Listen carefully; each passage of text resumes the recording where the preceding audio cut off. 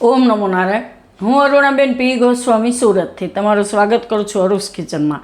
તો આજે આપણે બનાવશું કડ ઉપમા. તો એના સારું આપણે આ દહીં લીધું છે 1 કપ જેટલું, અને 1 કપ આપણે સૂજી લીધી છે, અને એક નાનું ગાજર આ રીતે સુધારીને લીધું, અને એક ડુંગળી એ રીતે સુધારીને લીધી. થોડાક આપણે લીલા વટાણા લીધા, થોડાક લીલા ધાણા, અને સિંગદાણા આપણે લીધા 2 થી 3 ચમચી જેટલા, અને બીજા આ બધો વઘારનો મસાલો છે. તો અડદની દાળ લીધી છે આપણે 1 મોટી ચમચી, લીમડાના પાન અને રાઈ અડધી ચમચી, ને અડધી ચમચી જેટલી ચણાની દાળ, અને લીલા મરચાં થોડાક 3 થી 4, અને આ આપણે લીધા લાલ મરચાં કટ કરીને. મીઠું જોહે સ્વાદ પ્રમાણે, અને તેલ જોહે, અને પાણી જોહે. તો પહેલાં સૂજી છે એને આપણે કોરે કોરી શેકી લેવું. આમાં તો ગેસ ચાલુ કરશું.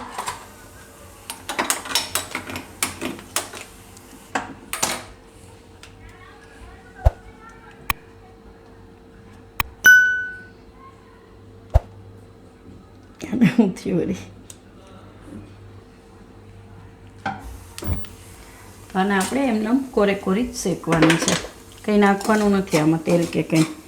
તો થોડીક વાર આને શેકી લેવું. તો આ સૂજી આપણે આ રીતે શેકી લીધી છે. તો થોડો કલર આ રીતનો થઈ જાય ત્યાં સુધી શેકી લેવાની. તો આને આપણે કાઢી લેવું. હવે આપણે વઘાર કરી લઈએ. તો આમાં આપણે તેલ નાખીશું થોડુંક, અડધા ચમચા જેટલું. તો તેલને ગરમ થવા દેવું. તેલ આપણું ગરમ થઈ ગયું છે. એમાં પહેલાં આપણે રાઈ નાખીશું. ગેસ ધીમો કરી દઈશું. એમાં આપણે નાખીશું ચણાની દાળ અને અડદની દાળ. અને થોડીક આપણે કલર ચેન્જ થાય એવી શેકવાની. આમાં તેલ ગરમ થઈ જાય એટલે ગેસ ધીમો કરી દેવાનો.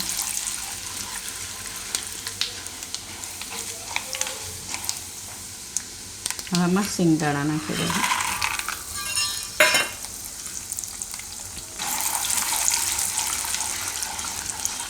ને મરચાં,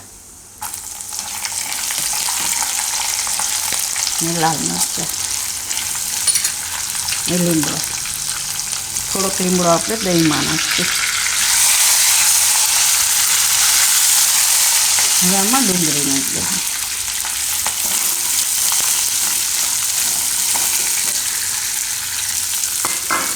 અને ગાજર.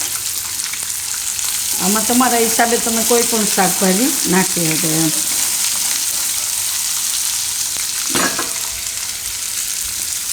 ને વટાણા.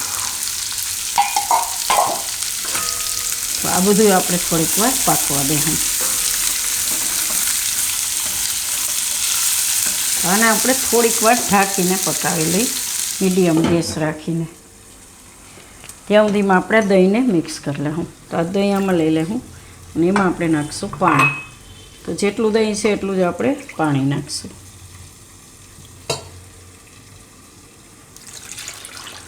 આને આપણે વલોવી લેવું, મિક્સ કરી લેવું આ રીતે. પછી જરૂર પડે તો ઉપરથી આપણે બીજું પાણી નાખી શકીએ, પણ આ આપણે આટલું જ. અને તમે દહીંની જગ્યાએ છાશ પણ નાખી શકો એમ. છાશ હાલે. આમાં લીલા ધાણા નાખી દે હું થોડાક.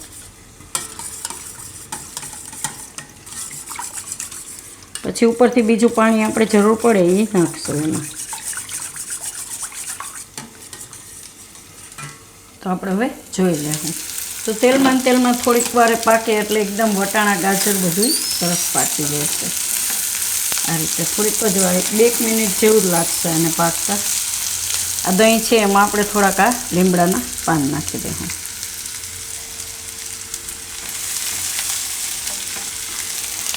હવે આમાં આપણે નાખી દઈશું મીઠું સ્વાદ પ્રમાણે.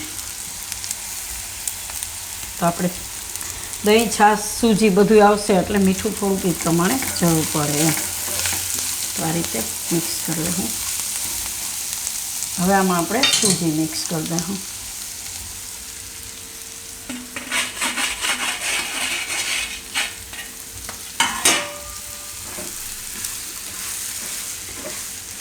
આ રીતે સૂજી મિક્સ કરતા હું.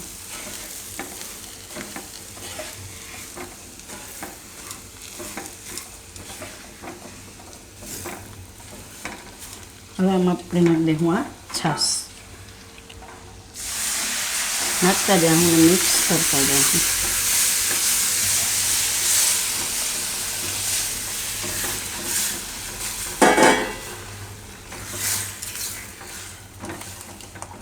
ગેસ વધારી દે હું તો થોડીક વાર પાકવા દે હું. થોડુંક પાણી હજી ઉપરથી નાખશું આપણે.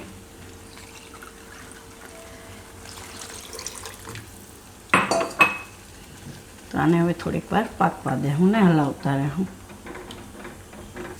તો આને આપણે થોડીક વાર આ રીતે હલાવી લીધું તો એકદમ સરસ થઈ ગયું. તો આમાં આપણે 1 કપ દહીં, 1 કપ પહેલાં પાણી નાખ્યું ને અડધો કપ જેવું પછી નાખ્યું એમ. તો એટલી વસ્તુમાં એકદમ સરસ ઉપમા આપણો આ કડ ઉપમા થઈ ગયો છે. તો ગેસ બંધ કરી દે હું. અને તમે સૂજી શેકીને નાખશો એટલે જરાય ચીકણો નહીં લાગે. તો આને આપણે ઉતારી લેવું અને કાઢી લેવું વાટકામાં.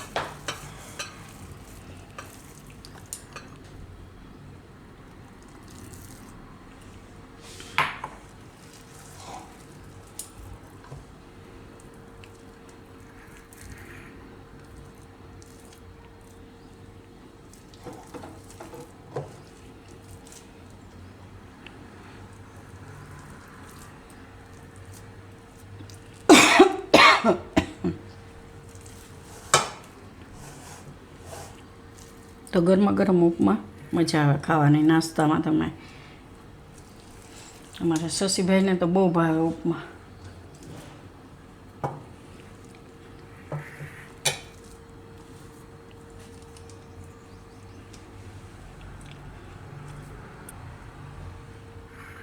તો તૈયાર છે આપણો કડ ઉપમા. તો જો તમને મારી આ રેસીપી પસંદ આવી હોય તો એને લાઈક કરજો, શેર કરજો અને મારી ચેનલને સબસ્ક્રાઈબ કરજો અને બેલ આઇકન દબાવવાનું ના ભૂલતા. કમેન્ટ કરીને કહેજો કે તમને કેવો લાગ્યો આ કડ ઉપમા.